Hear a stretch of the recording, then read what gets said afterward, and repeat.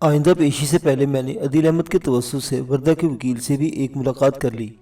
جب اسے پتہ چلا کہ عدیل احمد نے اب مجھے وردہ کا وکیل مقرر کر دیا ہے تو وہ ایک ذرا سا بھی چی بچی نہ ہوا۔ اس کا مطلب یہی تھا کہ وہ خود بھی اپنی ناقص کارکردگی سے آگاہ تھا، یا پھر یہ کہ وہ مجھ سے مروب ہو گیا تھا۔ بہرحال وہ بڑے خلوص سے مجھے اس کیس کے نشیب و فراز سے روشناس کرانے لگا۔ میں نے اس کو اس کار خیر سے روکنے کی ضرورت محسوس نہیں کی۔ میں ان وکیل صاحب کے بارے میں کافی کچھ جانتا تھا۔ وہ ایک ناکام اور نا تجربہ کار وکیل تھا۔ اس کیس کی ابتدائی کارروائی ہو چکی تھی۔ آنے والی پیشی پر استغاثہ نے اپنے گواہوں کے بیانات کرانا تھے۔ میں نے کیس کے حوالے سے ضروری تحقیق و تفتیش کر لی تھی۔ اس میں ملزمہ وردہ سے ملاقات بھی شامل تھی۔ وردہ کی زبانی مجھے زیادہ اور اہم معلومات حاصل ہوئی تھی۔ اس نے مجھ سے کچھ بھی چھپانے کی کوشش نہیں کی تھی۔ جب اس کا معاملہ عدالت میں جا لگا تھا اور اس حوالے سے کچھ ڈھکا چھپا نہیں رہا تھا تو مجھ سے کچھ چھپا کر کیا کرتی؟ میں تو اس کا وکیل تھا اور اسے اس مصیبت سے نجات دلانے والا تھا۔ ایک نہ کردہ جرم کے باعث وہ اس وقت جیل کی سلاخوں کے پیچھے تھی۔ ازیں علاوہ وردہ کے باپ عدیل احمد نے بھی اس سلسلے میں مجھ سے بہت تعاون کیا تھا۔ وردہ کی گرفتاری کے بعد اس کے آصف والے معاملے اور بلیک میلر منصور خان سے ہونے والی ڈیلنگ کے بارے میں اس نے اپنے باپ کو صاف صاف بتا دیا تھا۔ وہ چونکہ بے قصور لہٰذا اسے کسی سے ڈرنے کی ضرورت بھی نہیں تھی۔ آگے بڑھنے سے قبل میں پوسٹ مارٹم رپورٹ کا سرسری ذکر کرنا بھی ضروری سمجھتا ہوں۔ اس رپورٹ کے مطابق مقتول منصور خان کی موت 10 دسمبر کی دوپہر 12 اور 1 بجے کے درمیان واقع ہوئی تھی۔ وجہ موت اس کے سینے میں پیوست ہونے والا خنجر تھا۔ اس خنجر کے پھل کی تیز دھار نے مقتول کے دل کو چیر کر اسے موت سے ہمکنار کر دیا تھا۔ وہ اپنے دفتر یعنی آشیانہ اسٹیٹ ایجنسی میں اپنی کرسی پر مردہ پایا گیا تھا۔ اس طرح کے آلہ قتل وہ خنجر دستے تک اس کے سینے میں دھنسا ہوا تھا۔ اس کا لباس اسی خون میں تربتر تھا۔ فنگر پرنٹس کی رپورٹ میں کچھ بھی نہیں تھا۔ خنجر کے دستے پر کسی کی انگلیوں کے نشانات نہیں ملے تھے۔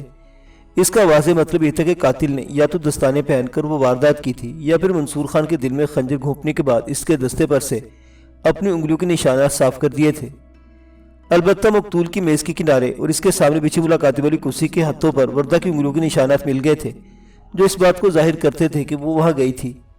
وردہ کو کریم بھائی نامی ایک شخص کی نشاندہی پر گرفتار کیا گیا تھا۔ کریم بھائی ایک آٹو میکینک تھا اور آشیانہ اسٹیٹ ایجنسی کے سامنے اس کا گراج تھا۔ وہ عدیل احمد اور وردہ کو شکل سے پہچانتا تھا کیونکہ اس کی رہائش بھی پٹیل پاڑا کے نزدیک گارڈن ایسٹ کے علاقہ میں۔ اپنی گرفتاری پر وردہ نے پولیس کو سب کچھ سچ سچ بتا دیا تھا۔ اس نے منصور خان کی بلیک میلنگ، آصف اور اپنے ماضی کے تعلقات، منظور خان کو 15,000 روپے کی فراہمی اور تصاویر کے حصول کی کہانی تفصیل سے سنا دی تھی، اور پولیس نے اس کے بیان میں رد و بدل کر کے اپنی رپورٹ تیار کر لی جو سراسر وردہ کے خلاف جاتی تھی۔ پولیس نے وردہ کے حوالے سے عدالت میں جو رپورٹ پیش کی اس کا خلاصہ کچھ اس طرح تھا۔ ماضی میں ملزمہ کے آصف نامی ایک شادی شدہ شخص سے تعلقات رہے تھے اور وہ اس دوستی میں بہت قریب آ گئے تھے۔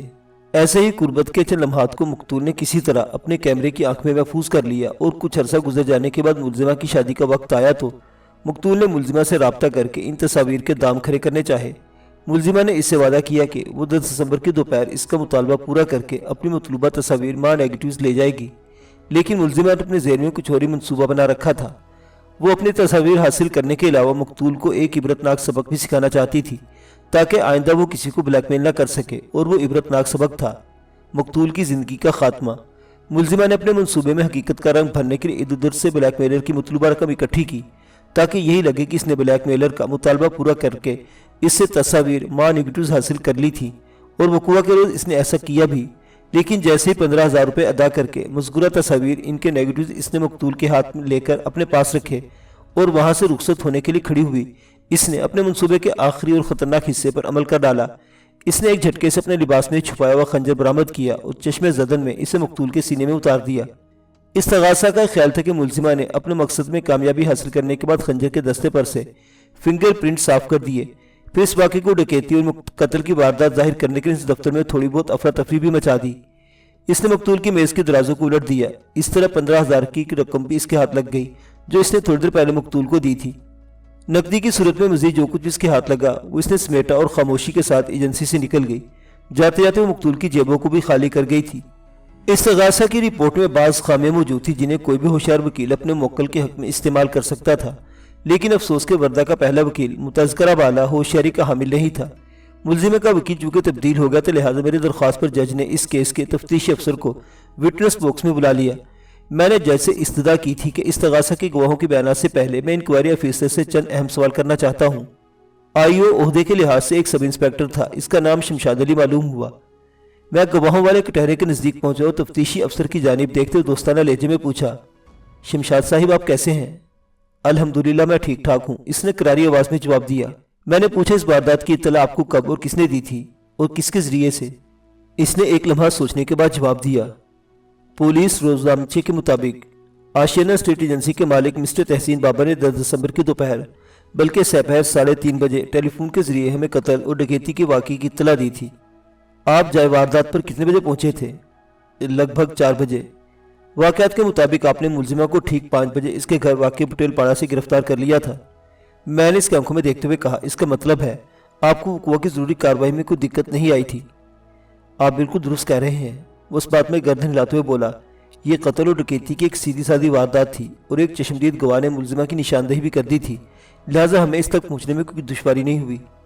آئیو صاحب، میں نے ٹھہرے ہوئے لہجے میں استفسار کیا، استغاثہ کی رپورٹ اس امر کا اقرار واقعی ہے کہ مقتول ایک مذموم پیشے سے وابستہ معاشرتی ناسور یعنی بلیک میلر تھا؟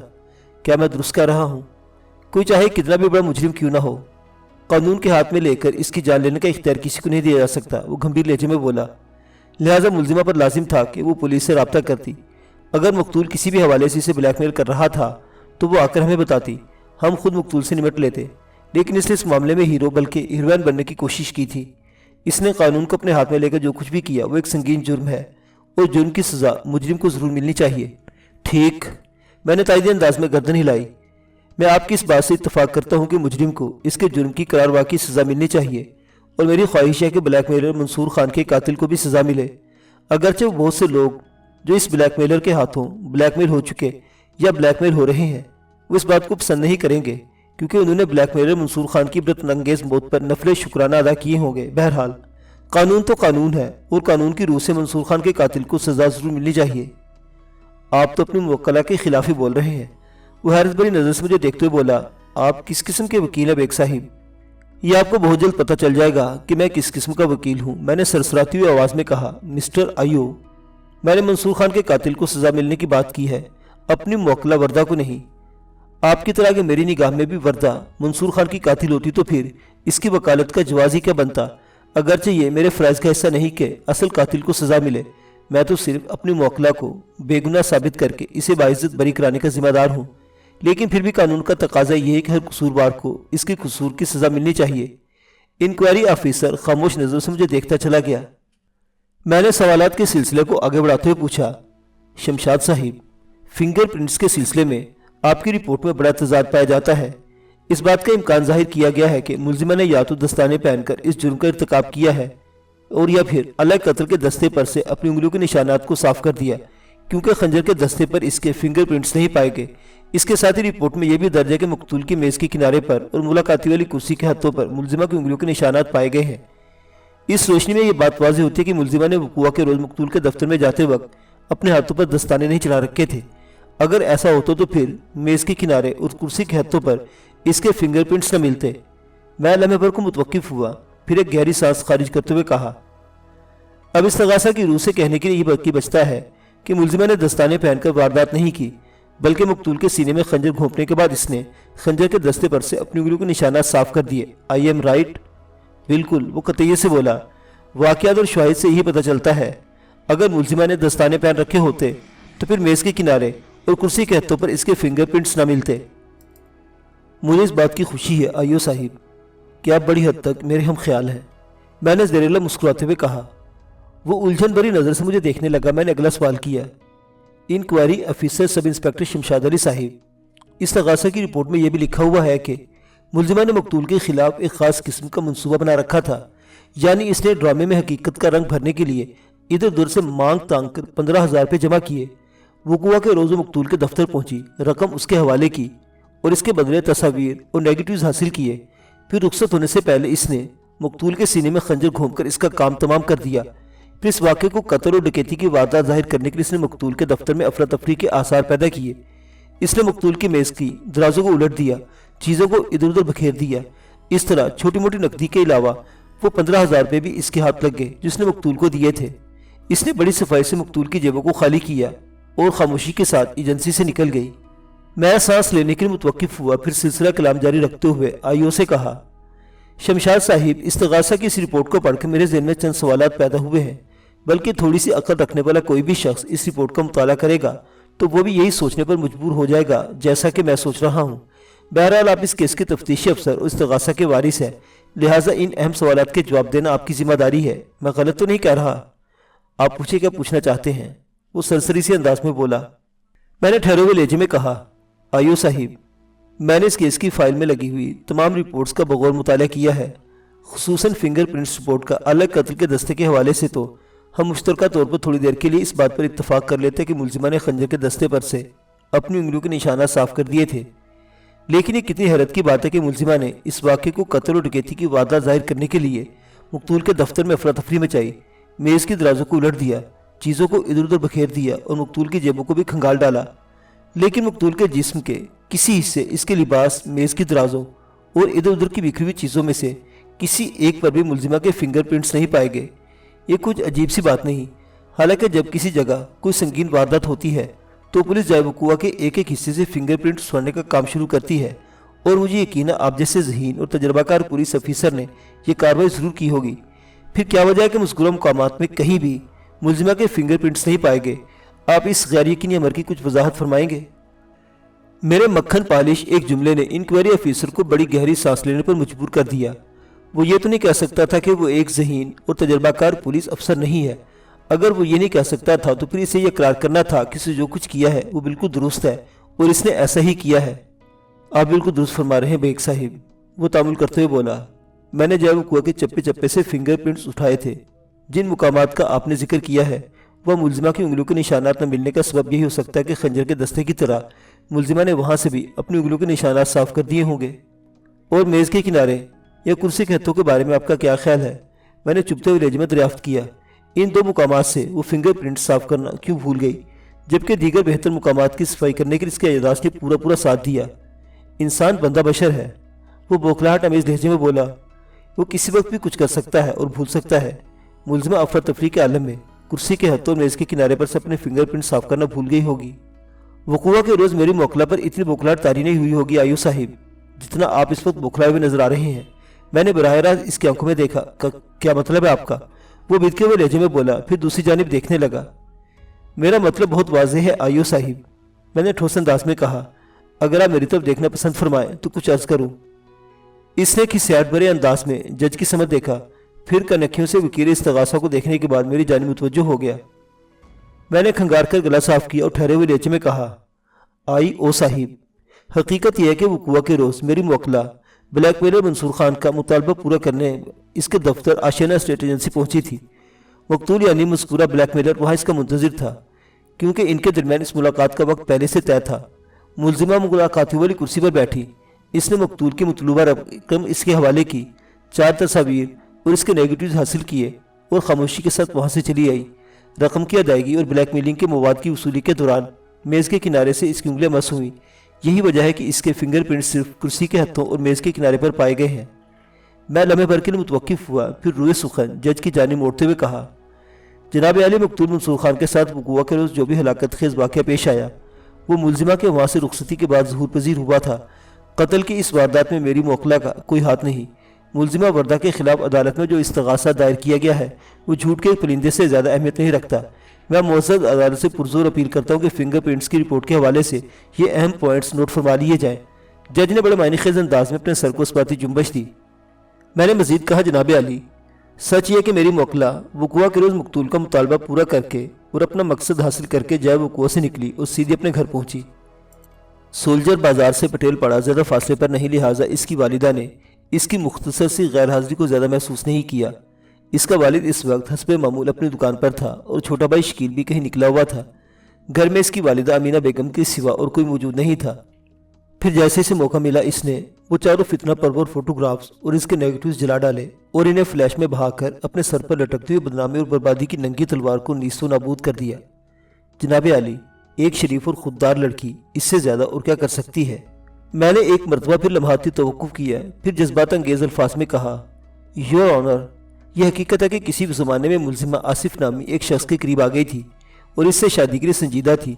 ये इसका एक नॉर्मल अमल और हमारा मुआशरती चलन है। इसके लिए मुलजिमा को मातूब या मुर्द इल्ज़ाम नहीं ठहरा जा सकता, लेकिन जब इसे पता चला कि आसिफ पहले से शादीशुदा और 2 बच्चों का बाप है तो वो इससे दूर हो गई और फिर कभी इससे मिलने की कोशिश नहीं की। लेकिन मकतूल ने एक अय्यार ब्लैकमेलर का किरदार अदा करते हुए इस वक्त इसे ब्लैकमेल करने की कोशिश की जब चंद रोज बाद इसकी शादी मुजफ्फर अली नामी एक शख्स से होने जा रही थी। मुलजिमा ने अपने हालात को देखते हुए 2 अफराद से 13,000 रुपये कर्ज लिए, एक से 10,000 और दूसरे से 3,000, 2,000 अपनी जेब से मिलाए और मकतूल का मुतालबा पूरा करके वो खतरनाक मवाद हासिल कर लिया जो इसकी आइंदा ज़िंदगी में जहर घोल सकता था। अगर ज़रूरत पेश आई तो मैं इन 2 अफराद को भी मुअज़्ज़ज़ अदालत में ला सकता हूँ जिनसे मुलजिमा ने कर्ज लिया था। इनका नाम अलग तरतीब करीम अब्दुल जब्बार और अस्मा है।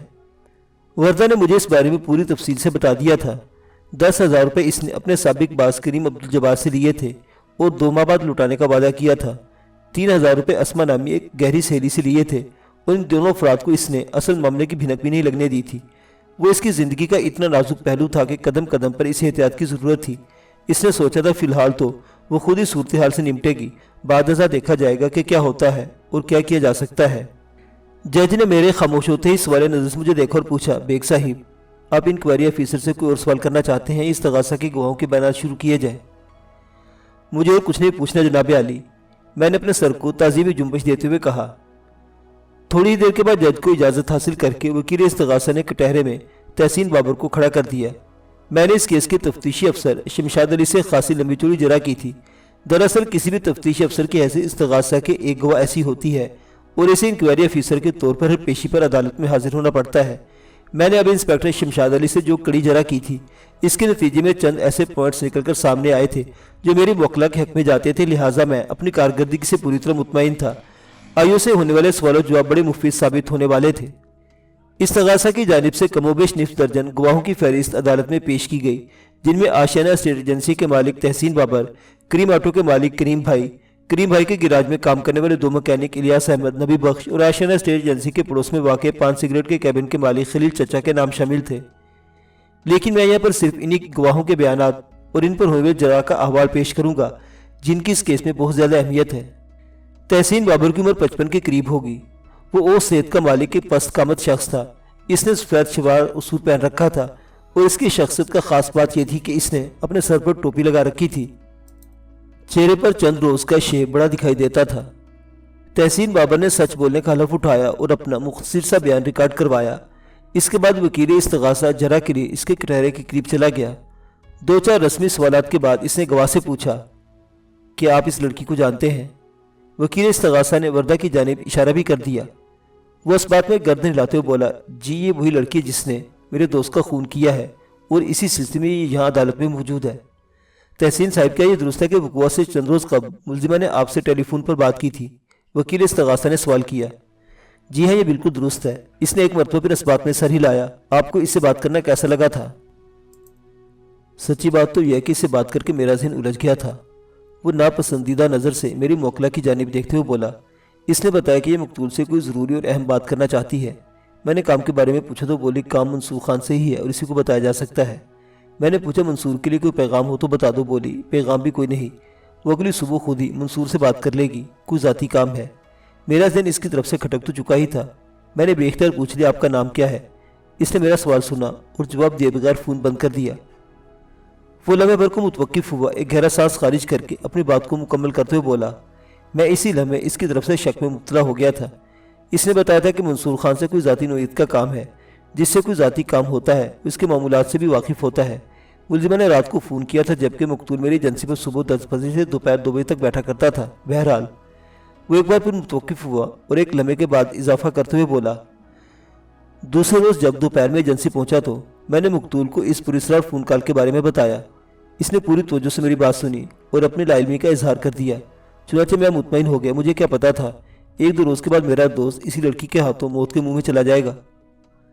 बात ख़त्म करते ही तहसीन बाबर ने वर्दा पर नफरत भरी नज़र डाली और दूसरी जानिब देखने लगा। वकील इस्तगासा ने मज़ीद 2-4 सरसरी और गैर ज़रूरी सवालात के बाद जरा ख़त्म कर दी। अपनी बारी पर मैं जज की इजाज़त हासिल करके विटनेस बॉक्स के करीब चला गया। मैंने चंद लम्हात तक टटोलने वाले अंदाज में इसके चेहरे के तासुरात का जायज़ा लिया, फिर खंगार कर गला साफ करते इससे पूछा, तहसीन साहिब, आपकी स्टेट एजेंसी में फ़ोन की कितनी लाइनें इस्तेमाल होती हैं? मेरे इस गैर मुतल्लिक और गैर मुतवक्को सवाल पर इसने चौंक कर मुझे देखा और बुरा सा मुंह बनाते हुए बोला, मेरी एजेंसी में सिर्फ एक ही फ़ोन लाइन है जवाब देते इसने उल्टा मुझसे पूछ भी लिया, आपके सवाल का मंसूर मर्डर केस से क्या ताल्लुक है? बड़ा गहरा ताल्लुक है तहसीन साहिब, मैंने ड्रामाई लहजे में कहा। जब ये ताल्लुक सामने आएगा तो आप हैरान रह जाएंगे। वो उलझन ज़दा नज़र से वकील इस्तगासा को देखने लगा। मैंने पूछा, तहसीन साहिब मेरी मालूमात के मुताबिक आपकी स्टेट एजेंसी के 2 हिस्से हैं। एक सामने वाला दाखिली हिस्सा जहाँ पर क्लाइंट्स के बैठने के लिए आपने सोफे बिछा रखे हैं। इस हिस्से के अकब में आपका कैबिन या चैम्बर है जहाँ आप तशरीफ़ रखते हैं और आपकी गैर मौजूदगी में मकतूल वहाँ बैठा करता था और इसी चैम्बर में इसका कत्ल भी हुआ। मैं गलत तो नहीं कह रहा? नहीं जनाब, आप बिल्कुल दुरुस्त फरमा रहे हैं। उस बात में सर हिलाते हुए बोला। हम एक मरतबा फिर फ़ोन की तरफ आ जाते हैं। मैंने सरसरी अंदाज इख्तियार किया। मैं ये जानना चाहता हूँ तहसीन साहिब कि आपकी एजेंसी में जो फ़ोन लाइन इस्तेमाल हो रही है इस पर कितने फ़ोन सेट लगे हुए हैं? सिर्फ एक, वो कतीर से बोला, जो एजेंसी के इस हिस्से में मेज़ पर रखा रहता है जहाँ मैं बैठता हूँ और जहाँ मंसूर खान का कत्ल हुआ है। आपने वो से 2-3 दिन पहले अपने चैम्बर में बैठकर इसी फ़ोन सेट पर मुलजिमा से बात की थी। मैंने इसकी आंखों में झांकते हुए सवाल किया। जी हाँ बिल्कुल। उलझी हुई नज़रों से मुझे देखने लगा। मैंने पूछा, आपने वो टेलीफोन सेट अमेरिका से मंगवाया या बरतानिया से? और ये भी बताएं इस वीडियो फ़ोन के डिस्प्ले का साइज़ क्या होगा? आप ये कैसे अजीब बात करें वकील साहिब? इसकी उलझन में बेरहमी भी शामिल हो गई। मेरा फ़ोन सेट महकमे का दिया हुआ काम सा सेट है और वीडियो फ़ोन तो अभी पाकिस्तान में आया भी नहीं। मेरे पास पता नहीं आप किस बात का मतलब क्या है। इसलिए तो मैंने अमेरिका और बरतानिया का जिक्र किया तहसीन साहिब। मैंने एक लफ्ज़ पर जोर देते हुए गहरी संजीदगी से कहा। सुना है उन ममालिक में टेक्नोलॉजी महदूद पैमाने पर इस्तेमाल होने लगी है। आपने वकील इस्तगासा की जरा के जवाब में जो कुछ फरमाया है इससे यही तासुर भरता है कि आपकी एजेंसी वाले फ़ोन सेट में ऑडियो वीडियो दोनों सूरत मौजूद हैं। मैंने ऐसा क्या कह दिया है? वो बिफरे हुए लहजे में बोला। मैंने ठहरे हुए लहजे में दरियाफ्त किया, आपने अपनी ज़िंदगी में मुलजिमा को पहली मरतबा उस वक्त देखा जब करीम भाई ऑटो वर्कशॉप वाले की निशानदेही पर इसे इसके घर से गिरफ्तार किया गया। इससे कबल आपकी कोई मुलजिमा से मुलाकात हुई और ना ही बातचीत। मैं सही कह रहा हूँ ना तहसीन साहिब? जी हाँ, वो तामुल करते हुए बोला। इसका मतलब ही हुआ कि आप मुलजिमा को इसकी गिरफ्तारी से कबल बिल्कुल नहीं जानते थे। मैंने बदस्तूर गहरी संजीदगी से कहा। लेकिन वकील इस्तगासा ने जब आपसे पूछा कि क्या मुलजिमा को जानते हैं तो आपका जवाब था जी हाँ, ये वही लड़के जिसने मंसूर खान को कत्ल किया है। फिर आपने वकील इस्तगासा के एक सवाल के जवाब में ये भी बताया कि आपने इस लड़की से फ़ोन पर बात भी की थी। इसकी बातों ने आपके जहन को उलझा दिया था। इसका अंदाज़ आपको बहुत मशकूक और पुरस्कार लगा था वगैरह वगैरह। मैं लम्हे भर को मुतवक्किफ हुआ, फिर सिलसिला कलाम को जारी रखते हुए कहा। आपने ये भी इकरार किया कि मुलजिमा ने वक़ुआ से चंद रोज़ कबल फ़ोन पर बात करते हुए आपके इस्तफसार के बावजूद भी अपना नाम नहीं बताया था, बल्कि जवाब दिए बगैर ही फ़ोन रख दिया था। तहसीन साहिब, ये भी तो हो सकता है कि उस रोज़ फ़ोन पर मुलजिमा ने नहीं किसी और लड़की ने आपसे बात की हो। आपका पुरसुख जवाब तो यही साबित करता है कि मज़कूरा रोज़ मुलजिमा ने ही फ़ोन करके मकतूल के बारे में आपसे इस्तफसार किया था और यह कि आप इसे अच्छी तरह पहचानते हैं। यह सिर्फ एक ही सूरत में मुमकिन है तहसीन साहिब, और वो ये कि आपने उस रोज़ मुलजिमा से वीडियो पर फ़ोन बात की हो। वीडियो फ़ोन का तो सवाल ही पैदा नहीं होता। वो बौखलाहट अमेज़ अंदाज में बोला। ये बात मैंने अपने अंदाजे की बिना पर कही थी। अपने अंदाजे की बिना पर या वकील इस्तगासा के मशवरे पर? Objection your honour. वकील इस्तगासा को जलाला गया। वकील सफाई इस्तगासा के मुअज़्ज़ज़ गवाह से फसूल किस्म के गैर मुतल्लिका सवालात करके अदालत का कीमती वक्त बर्बाद कर रहे हैं। इन्हें ऐसे ताख़ीरी हरबों से बाज रहने की तलकीन की जाए। मैंने इसलिए ये वीडियो फ़ोन वाली कहानी चलाई थी और मैं अपने मकसद में कामयाब हो गया था। वकील इस्तगासा काफ़ी देर से बर्फ़ की सील दिखाई दे रहा था। इसके चुटकी लेना बहुत ज़रूरी था ताकि इस्तगासा और डिफेंस के दरमियान होने वाले इस खेल में एक जोश और वलवला नजर आए। मेरे इस चुटकी ने वकील इस्तगासा को बिल बिलाकर एतराज़ करने पर मजबूर कर दिया था। जज ने ठहरी हुई नज़र से मुझे देखा। बेग साहिब, आप अपने सवालात को केस के दायरे में रखते हुए गवाह से जरा करें। ओके यू ऑनर, मैंने नहायत ही फर्माबरदारी का मुजाहरा करते हुए कहा। फिर विटनेस बॉक्स में खड़े आशियाना स्टेट एजेंसी के मालिक और इस्तगासा के गवाह तहसीन बाबर की तरफ मुतवज्जो हो गया। तहसीन साहिब, मैंने इसकी आंखों में देखते हुए पूछा, मुझे पता चला है मकतूल की तजहीज़ व तकफीन वगैरह के इंतज़ाम आपने किया था। बिलाशुबा एक नेक काम है, लेकिन मैं बल्कि मुअज़्ज़ज़ अदालत जानना चाहते कि आया मकतूल के वरुसा वगैरह कौन है और कहाँ से हैं, या फिर? मैंने सवाल अंदाज में जुमला अधूरा छोड़ा तो जल्दी से बोला, मंसूर का इस दुनिया में कोई भी नहीं था।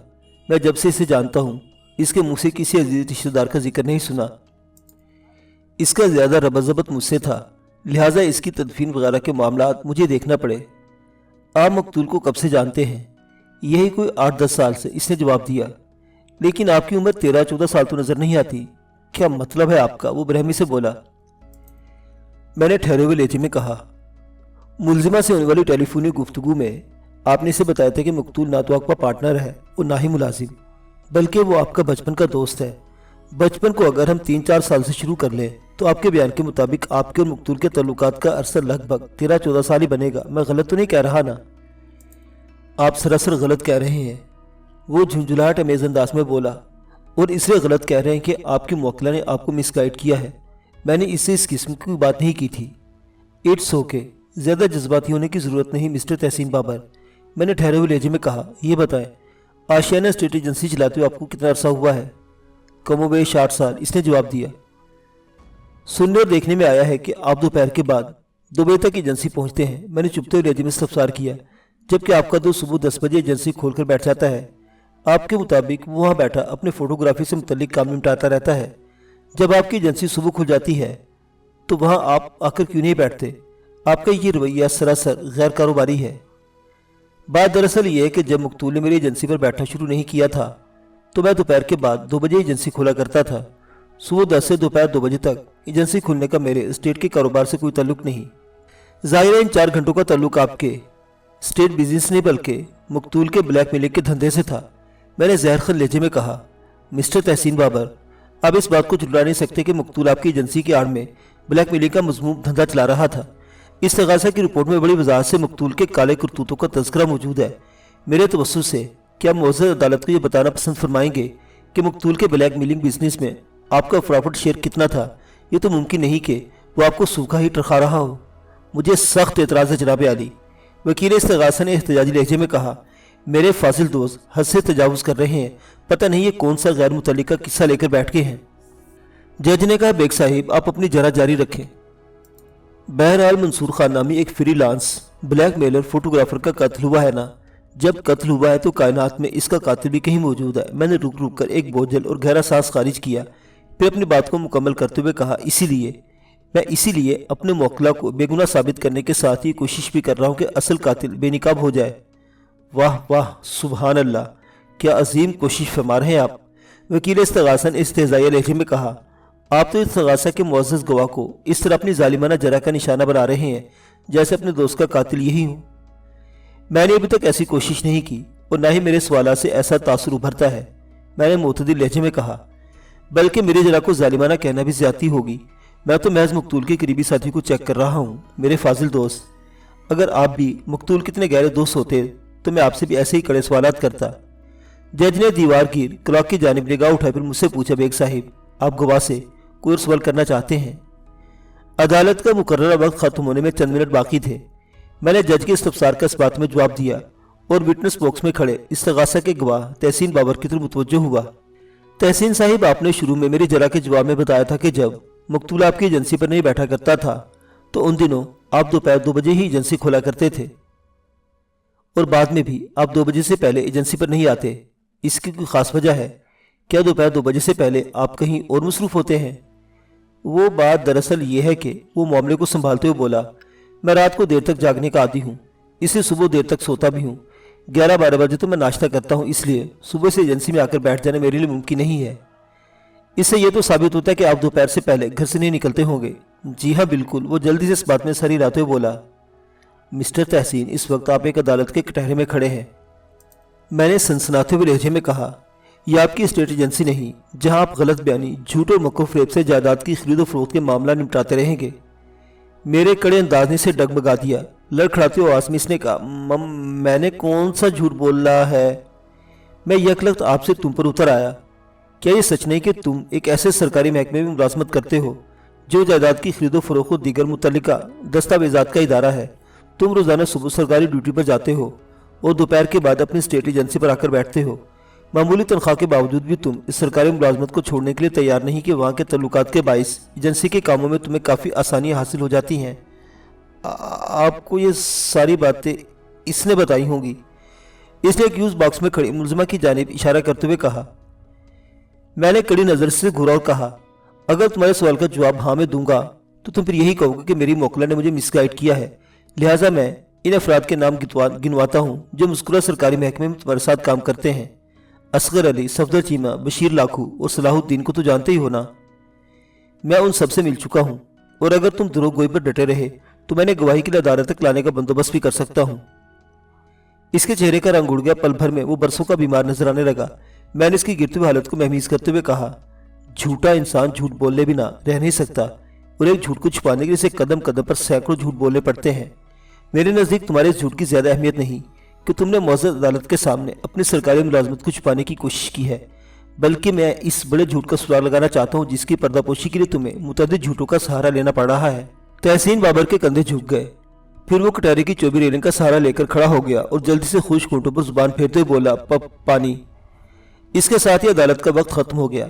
जज ने 10 रोज बाद की तारीख देकर अदालत बर्खास्त करने का ऐलान कर दिया। The court is at your and.